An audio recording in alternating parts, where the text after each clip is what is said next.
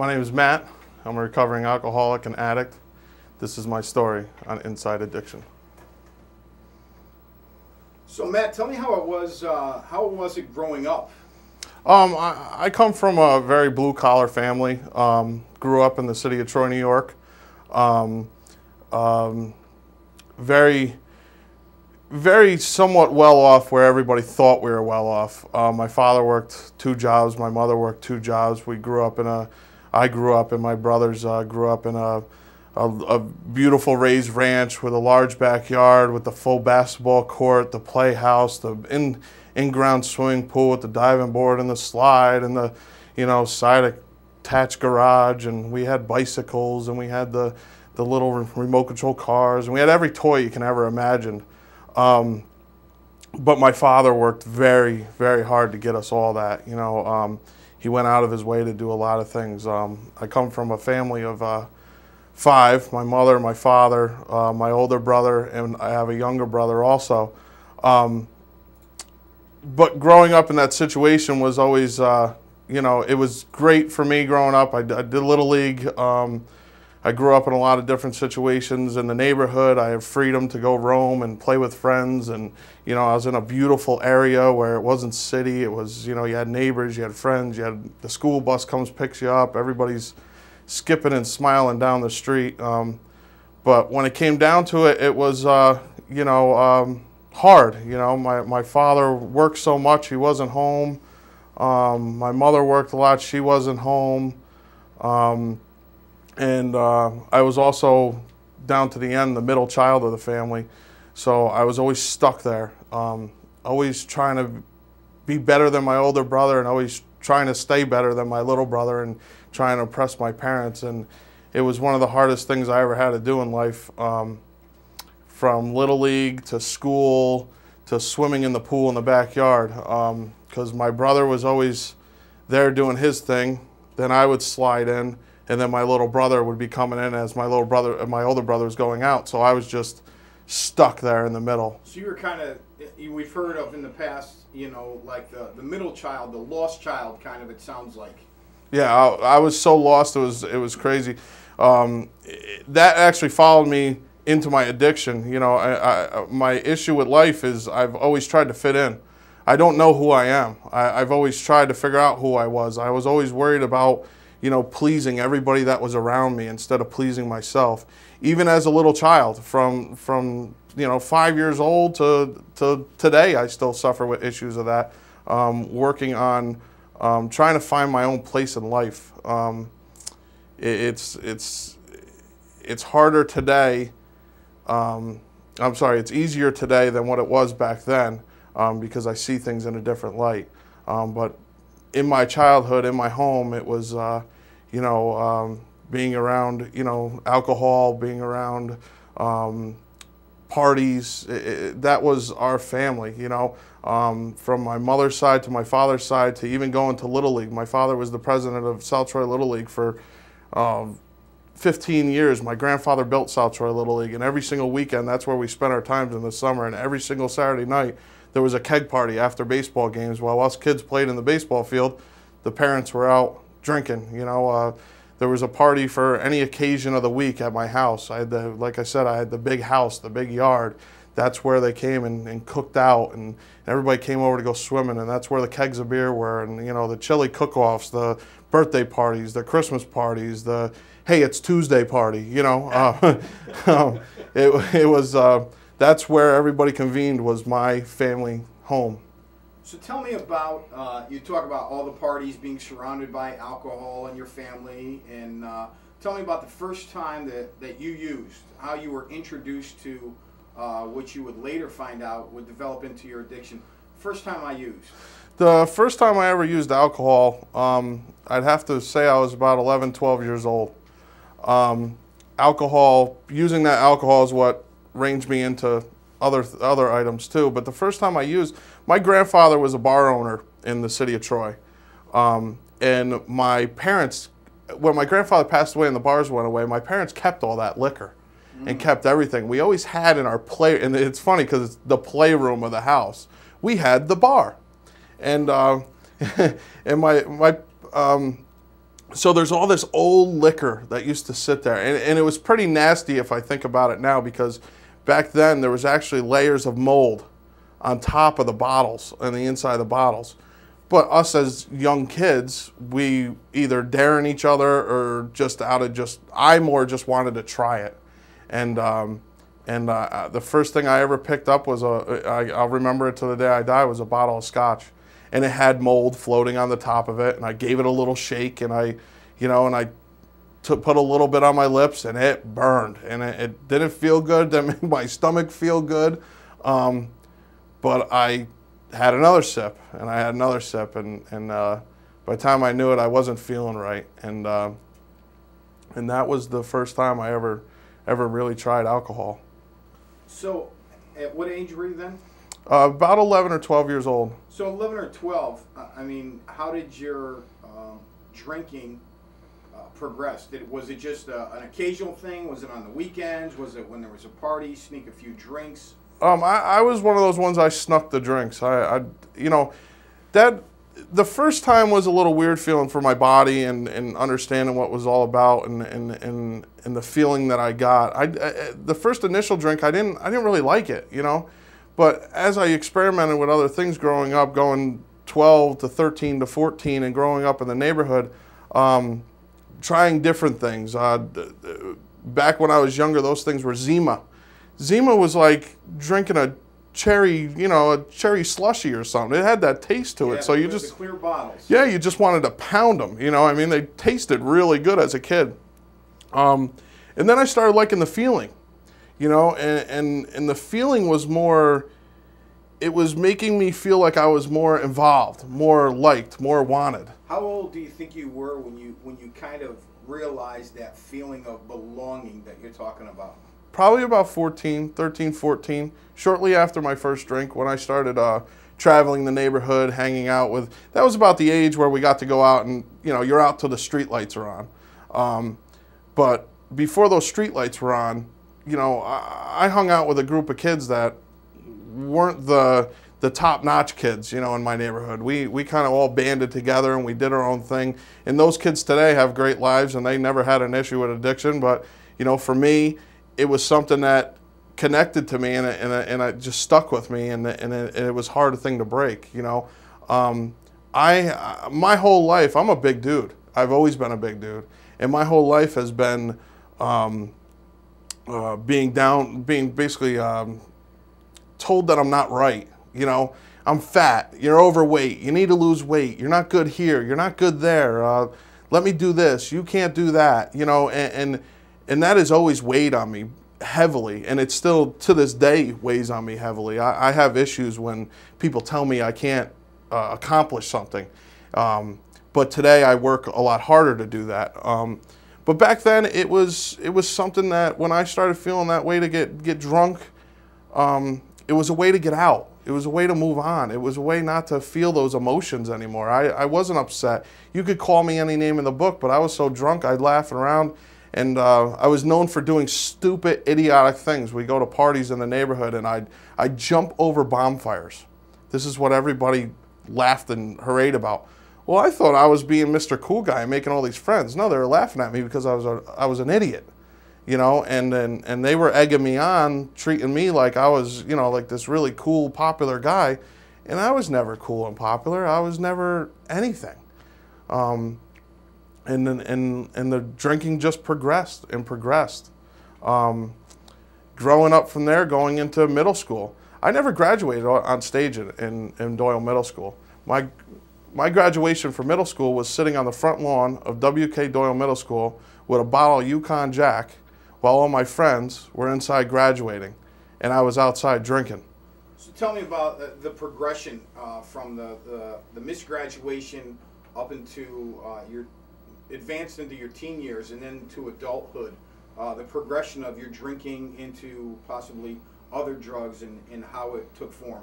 As I went from middle school, that was my drinking days. Once in a while, I think I tried pot once before that during middle school. It wasn't really a big thing to us. Our big thing was chewing tobacco. We used to put chewing tobacco on. It would give us like a little buzz in middle school, and that's what we did.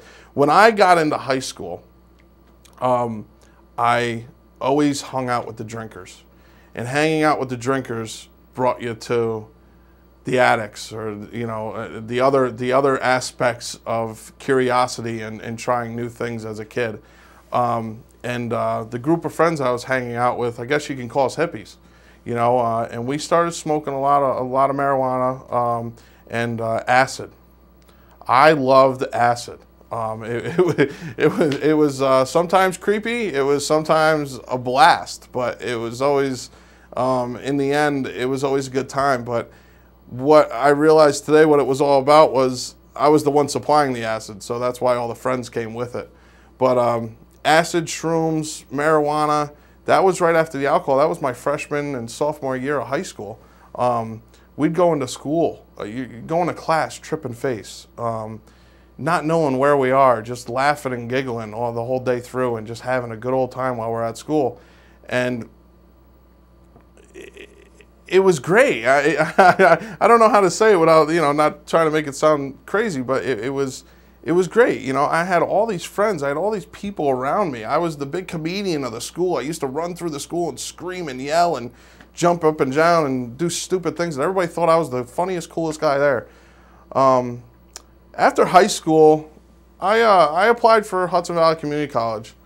I walked in. I had to do placement tests because I was involved in resource classes in high school and things like that. So they had to check out my reading and writing and math and all that. I went in. I think I lasted 15 minutes. I walked out the door and I was at a bar. Now, I'm only 19 years old at the time, and I was down in South Troy at the El Dorado having cocktails because that's where we all hung out. Age really wasn't a factor in that bar back in those days. And then my progression with alcohol and marijuana, the acid kind of dipped away. It just kind of wasn't my thing anymore.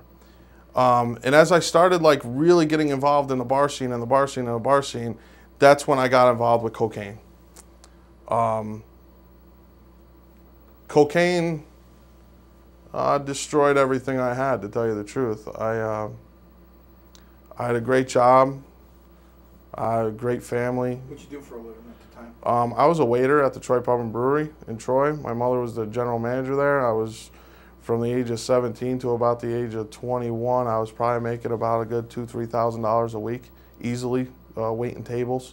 Spending how much? About $1,000 a day, easily. I was stealing. I was taking stuff from my parents. I was still living at home at the time. My father had a coin collection, and it was just pride and joy. I mean, he's been collecting coins since he was a little kid, and I took that. He still has a few pieces of it left today that are, stored away, tucked away for his grandkids, but I took a lot of that, and I spent that on drugs. And then I realized that I didn't have to steal to get my drugs because I was introduced to selling it.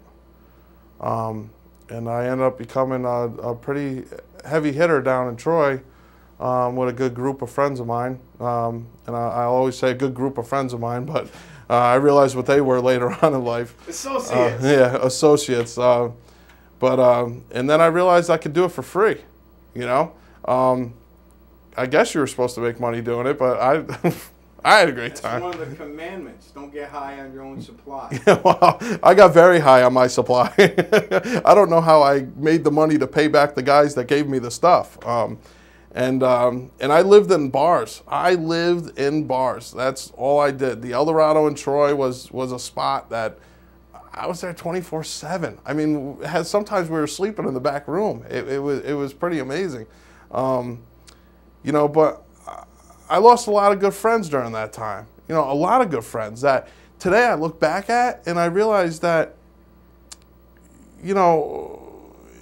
it's sad that what happened. These are kids that weren't involved in alcohol or drugs or anything like that. These are kids I grew up with that I just completely, pushed away because I wanted to be Mr. Important. I wanted to walk around. I wanted to drive in a limousine for 2 blocks to get dropped off in front of a dirtbag bar filled with a bunch of dirtbag people that could give 2 shits about me or about anything else. All they wanted was in my pocket. But I got out of that limo feeling like I was Mr. Important, you know. Me and my buddies were known to do that on a weekly basis. Saturday nights was like our night. We're going out. We're like the big pimps, you know what I mean? Like, you know, get out with all the girls. But the girls you're getting out of the car with are like, I got these two fine girls. Today, they were probably the two rattiest broads that were in that bar. That like, you know, like I can regret to the day I die that I can't believe that I even had my arm around these people. You know what I mean? But the progression of the drugs continued, and it got so out of hand that that I didn't know what to do anymore. So I just continued to use. I continued to abuse and use and take advantage of everybody and everything that was around me, not knowing that that's what I was doing. What were some of the low points? What were some of the bottoms that you hit in your real hardcore active addiction? Oh my God. The things that I've done to my parents, the things that I've done to my family. There's things that weren't my fault, but 99% of them were. And my issues with when I get high or drunk is I'd attack the people I love. And I mean, I'd physically attack the people I love. I'd go after, the first person I'd go after and grab and do anything to is my mother. How could you ever put your hands on your mother? Well, I did, and I'm lucky and today still trying to resolve that situation. You know, my mother loves me to death. She's there for me every second of the way. You know, I'm with my mother every day of my life, but there's still resentments there, and I know that there's still issues that I have to fix. My little brother despises me today because one night he walked into a bar that I was in, and I ripped him apart like he was the biggest piece of trash in the world while I'm shaking hands with the biggest piece of trash in the world, you know. And he holds that against me, and I give him every right in the world to hold that against me. And but it hurts me, it hurts my soul that I can't have a relationship with him, and the issues that we have today will continue. You know, my older brother owns a business. You know, he's a professional MMA fighter, and I walked around, he opened a business, and I walked around telling everybody it was mine. You know what I mean? Destroying the reputation of something that he's building up to make for himself, to do something for his family. And here I am, you know, running my mouth because I always had to feel like I was important. I always have to feel like, you know, I'm doing the right thing, and it's always ends up being the wrong thing. Me and my dad, we finally have a good relationship today, but me and him have always had issues, but that was resentments from me because I always blamed him for everything that has ever happened to me. So at what point did you come to some sort of conclusion that you needed help? I knew I needed help when I met my wife. And one of the worst things they say is in recovery is you should never, ever get in a relationship. Well, 2 years before I decided to get help, I met, I'll definitely say the love of my life, Lauren. We met at my brother's MMA school. I was actually her Taekwondo instructor. The running joke is she kicked me in the face and I fell in love with her. We hit it off. She was just me. I was her. We were just so compatible. It was crazy. And at the time, she was actually dating somebody. So I had to work my way in there, and I slithered my way in there like the good alcoholic I was. And I made my move finally when she broke up with her ex-boyfriend. And for 2 years, she dealt with me drinking and drugging and, you know, and going to work and picking her up from work drunk off my ass, you know.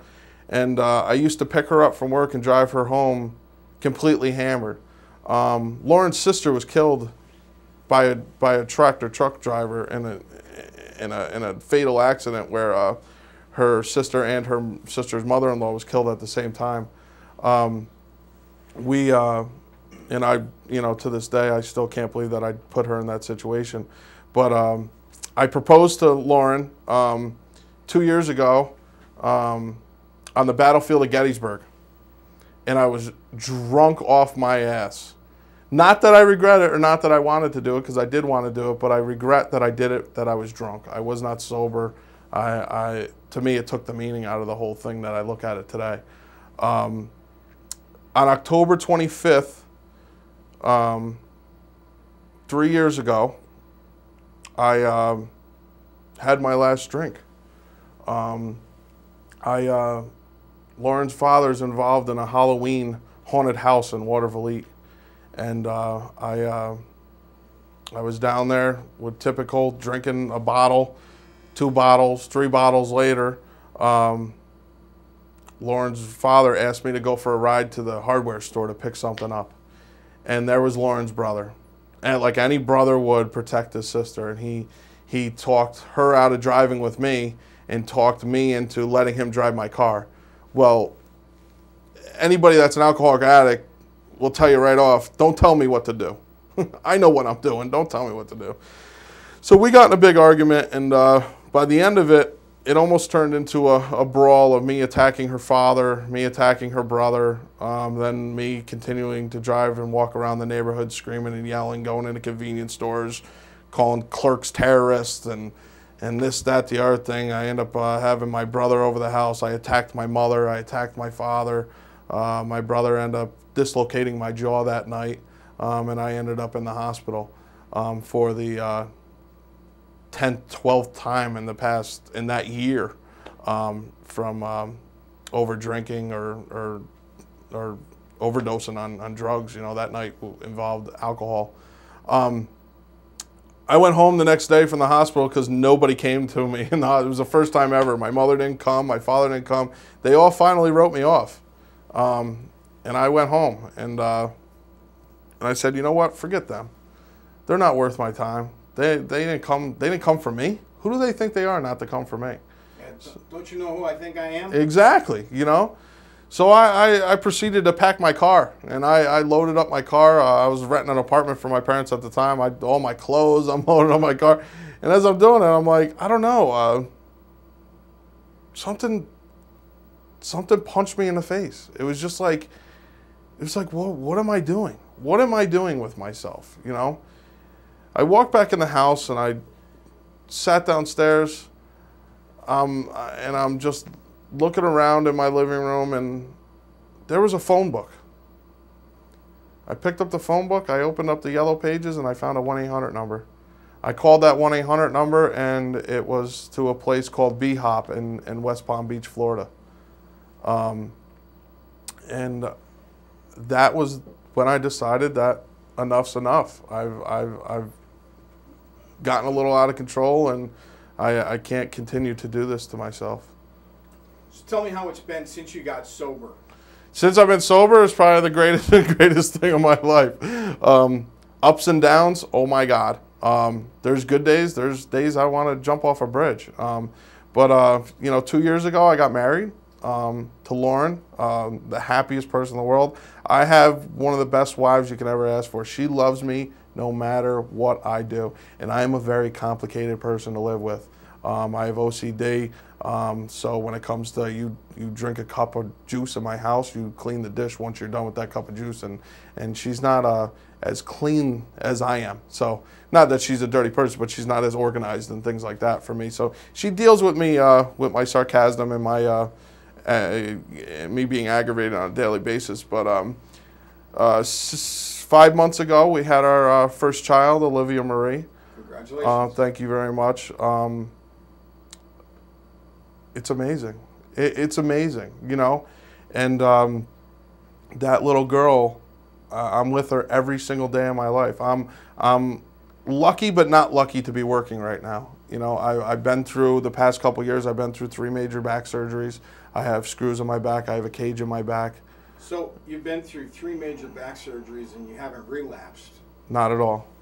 Not at all. I came out of the hospital every time with prescriptions of Loratab, or the one time they gave me morphine after my fusion, and I just refused to take them. I dealt with the pain. I deal with the pain on a daily basis, even today.